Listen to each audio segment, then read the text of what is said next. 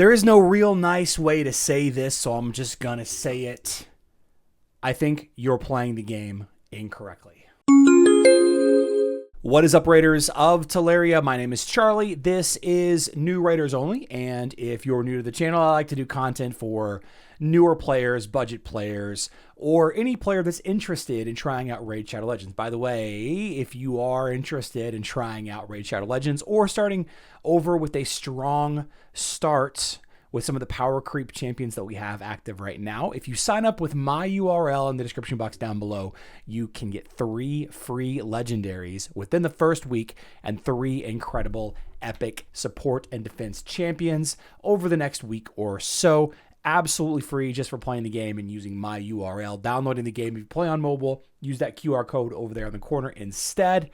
Now on to the rest of the video. So yesterday, the Raid Digest was published, and I didn't get to it until later in the evening yesterday. So I thought that I would spend a little bit of time reading the reactions to the news just to see if there's anything that's out of the ordinary that I might have missed. And one thing really jumped out at me in the comments all over the place, not just on this social media post, but also on the official Reddit page. In particular, this post right here, the audacity of Plarium Raid Digest Edition. So in the Raid Digest, there's this one little piece of information. Using 6 fortress keys is a quest in Raid Shadow Legends. It's one of the advanced quests, sure, whatever.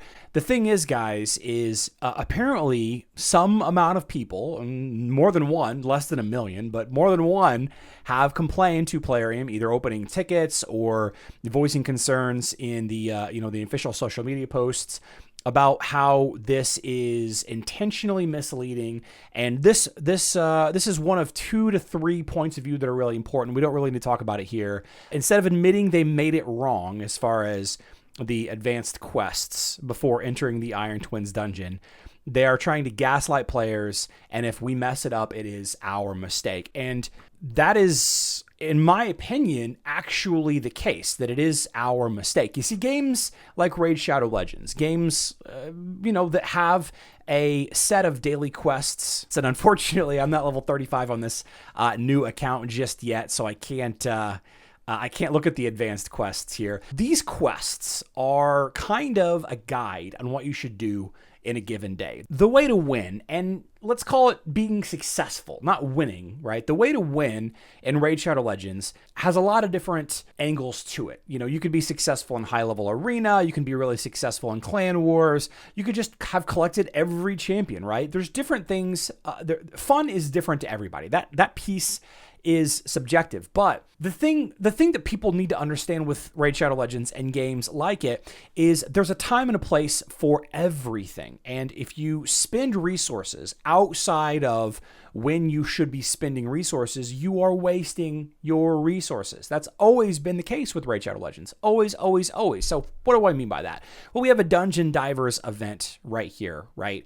And I haven't dumped energy into it just yet, because the artifact that's being featured isn't necessarily one that I really care about right now. There's something else I'm waiting for.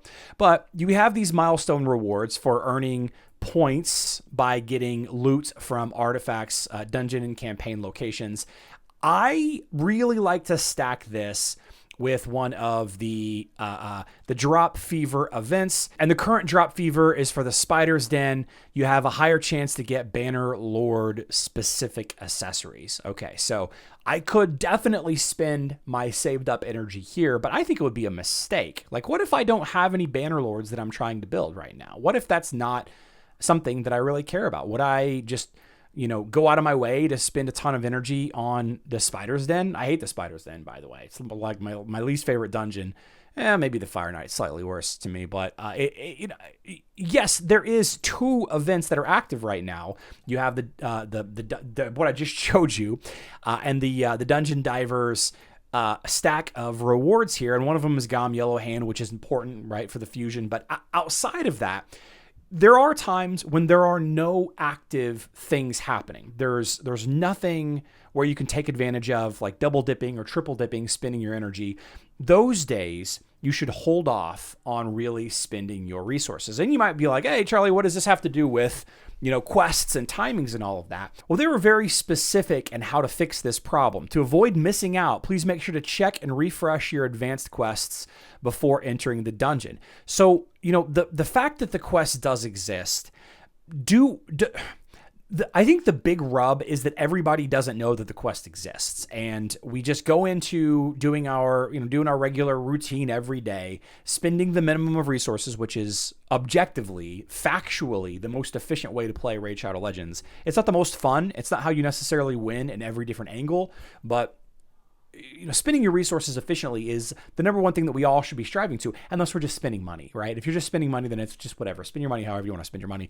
It is obvious that this should work daily retroactively. I don't agree. I really don't agree.